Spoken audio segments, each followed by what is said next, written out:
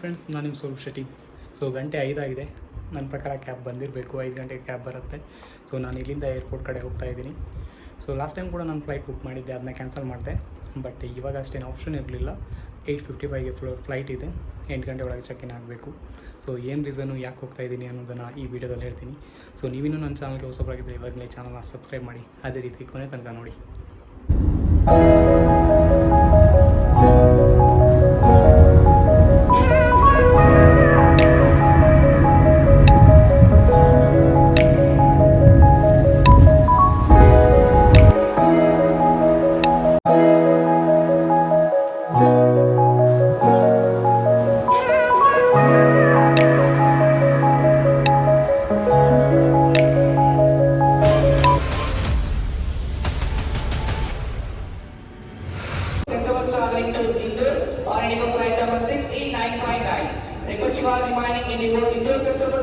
Airport reach ಆಗಿದ್ದೀನಿ. Around 6 ಆಗಿ 1 ಗಂಟೆ ಸಾಕಾಯಿತು ಎಲೆಕ್ಟ್ರಾನಿಕ್ ಸಿಟಿಯಿಂದ ಇಲ್ಲಿ ಏರ್ಪೋರ್ಟ್ಗೆ ಬರೋಕ್ಕೆ. ದೆನ್ ಚೆಕ್-ಇನ್, ಬ್ಯಾಗೇಜ್ ಚೆಕ್-ಇನ್ ಮತ್ತು ಸೆಕ್ಯೂರಿಟಿ ಚೆಕ್ ಎಲ್ಲ ಆಗಿದೆ. ಸೊ 7 ಆಗಿದೆ, ಇನ್ನೂ 1.5 ಅವರ್ ಇದೆ. ಫ್ಲೈಟ್ ಇರೋದು 10 ಮಿನಿಟ್ಸ್ ಬೇಗನೆ ಹೋಗುತ್ತೆ, ಅಂದರೆ 10:45 ಆ ಟೈಮ್ಗೆ ಫ್ಲೈಟ್ ಡಿಪಾರ್ಟ್ ಮಾಡ್ತಾರೆ. ಸೊ ಇನ್ನೂ 1.5 ಗಂಟೆ ಇದೆ. 1.5 ಗಂಟೆ ಹೆಂಗೆ ಸ್ಪೆಂಡ್ ಮಾಡೋದು, ಹೀಗೆ ಸುಮ್ಮನೆ ಕೂತ್ಕೊಂಡು. ಸೊ ನಾನು ಹೋಗ್ತಾ ಇರೋದು ಹೈದ್ರಾಬಾದ್ಗೆ. ಪ್ರಾಜೆಕ್ಟ್ ರಿಲೇಟೆಡ್ ವರ್ಕ್ ಮೇಲೆ ಕಂಪ್ನಿ ಕಡೆಯಿಂದ ಕಳಿಸ್ತಾ ಇದ್ದಾರೆ. So production go live start ಆಗಿದೆ.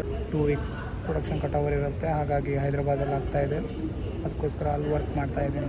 ಸೊ ರೀಸನ್ ಏನಂತ ಇವಾಗ ಹೇಳಿದ್ದೀನಿ. ಇಂಡಿಯಾ ಬಿಟ್ಟು ಎಲ್ಲ ಹೋಗ್ತಾ ಇಲ್ಲ, ಇಂಡಿಯಾದಲ್ಲೇ, ಬಟ್ ಡಿಫ್ರೆಂಟ್ ಪ್ಲೇಸಲ್ಲಿ.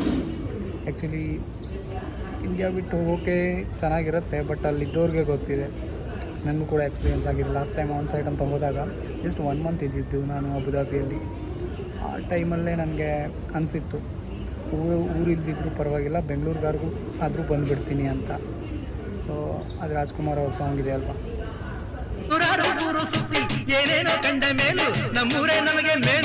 ಊರದಲ್ಲಿ ಇದ್ದು ಕೆಲಸ ಮಾಡೋದು, ಸಂಪಾದನೆ ಏನೋ ಚೆನ್ನಾಗಿರುತ್ತೆ, ಬಟ್ ನಮ್ಮ ಊರಲ್ಲಿ ಇರೋದು, ನಮ್ಮ ಮನೆಯವ್ರ ಜೊತೆ ಇರೋದು, ಅದು ಆ್ಯಕ್ಚುಲಿ ಮುಖ್ಯ. ಅವರಲ್ಲಿ ಒಳ್ಳೆ ಚೆನ್ನಾಗಿ ದುಡಿಬೋದು, ಚೆನ್ನಾಗಿರುತ್ತೆ ಲೈಫ್ ಸ್ಟೈಲ್ ಬೇರೆ ಕಡೆ. ಬಟ್ ಒಂದು ಈ ಏಜ್, ಸರ್ಟೈನ್ ಏಜಲ್ಲಿ, ಆ ಟೈಮಲ್ಲಿ ಅಂದರೆ ಮನೆಯವ್ರ ಜೊತೆ ಟೈಮ್ ಸ್ಪೆಂಡ್ ಮಾಡೋದಾಗಲಿ, ಅಥವಾ ಏನಾದರೂ ಫೆಸ್ಟಿವಲ್ ಇರಲಿ, ಅಥವಾ ಊರಲ್ಲಿ ಏನಾದರೂ ಪ್ರೋಗ್ರಾಮ್, ಈ ಥರ ಸುಮಾರು ಅದನ್ನ ಮಿಸ್ ಮಾಡ್ಕೊಳ್ತಾರೆ. ಅದು ಅವ್ರಿಗೆ ಗೊತ್ತಿದೆ, ಬೇರೆ ಕಡೆ ಇದ್ದವ್ರಿಗೆ. ಸೊ ಅದೇ, ಎಲ್ಲಿ ಹೋದ್ಮೇಲೆ ನಮ್ಮ ಊರೇ ನಮಗೆ ಮೇಲು.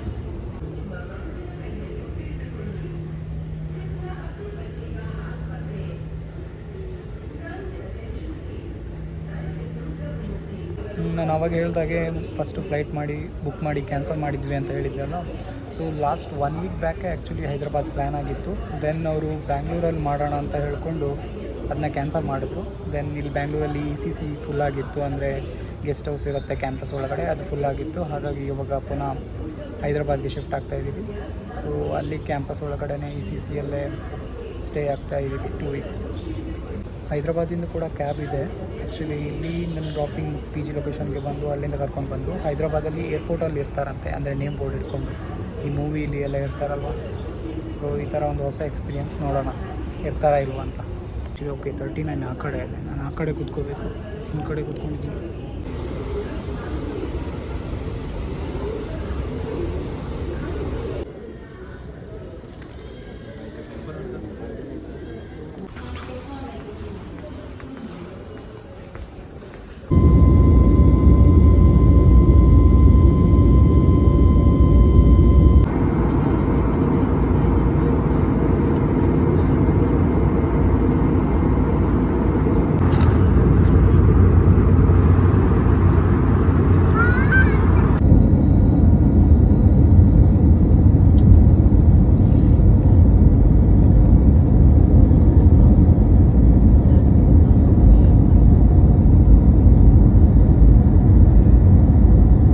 Finally we are in Hyderabad.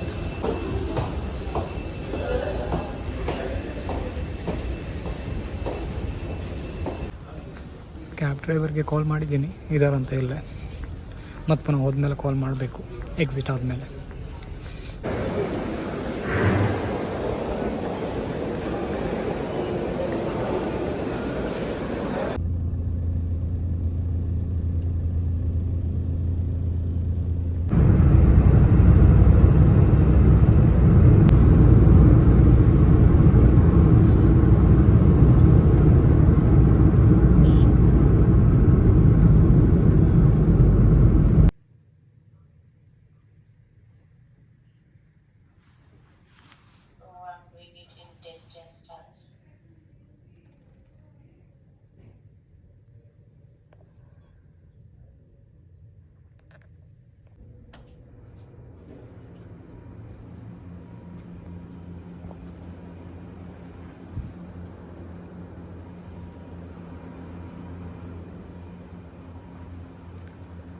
So ಇವಾಗ ನಾನು ಹೈದರಾಬಾದ್ ECCಯಲ್ಲಿದ್ದೀನಿ.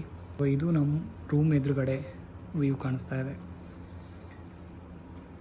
ಇದು Infosys campus Hyderabad STP Infosys campus. ಹೈದರಾಬಾದಲ್ಲಿ 2 ಕ್ಯಾಂಪಸ್ ಇದೆ, SEZ ಮತ್ತು STP. ನಾನಿರೋದು ಇವಾಗ STPಯಲ್ಲಿ. ಗ್ರೌಂಡ್ ಚೆನ್ನಾಗಿ ಕಾಣಿಸ್ತಾ ಇದೆ, ಕ್ರಿಕೆಟ್ ಗ್ರೌಂಡಾ. ಅದು ರೂಮ್ ನಂಬರ್ ನೋಡಿದರೆ ನಮ್ಮದು 360 IBD 360 ಇದೆ. ಬಟ್ ಹೀಗೆ ಸುಮಾರು ಫ್ಲೋರ್ ಇದೆ. ಅಂದರೆ 360 ಅಂದರೆ ನಂಬರ್, ಸ್ಟಾರ್ಟಿಂಗ್ ನಂಬರಿಂದ ಹಿಡಿದು 360 ತನಕ ಅಂದರೆ ಅಷ್ಟು ರೂಮ್ ಇದೆ. ಆ್ಯಕ್ಚುಲಿ ನಾನಿರೋದು ಶೇರಿಂಗ್. ಸೊ ಇದು ಫುಲ್ ಈ ಬಿಲ್ಡಿಂಗ್ ಬಂದು ECCದು. ಚೆನ್ನಾಗಿದೆ ಆ್ಯಕ್ಚುಲಿ. ಹೋಟೆಲ್ಗಿಂತ ಬೆಟರ್ ಆಗೇ ಇದೆ ಕೆಲವು ಹೋಟೆಲ್ಗಿಂತ. ಒಂದು ಸಲ ರೂಮ್ ಇದು ತೋರಿಸ್ತೀನಿ ನಾನು ಹೆಂಗಿದೆ ಅಂತ ನೆಕ್ಸ್ಟ್ ವೀಡಿಯೋದಲ್ಲಿ.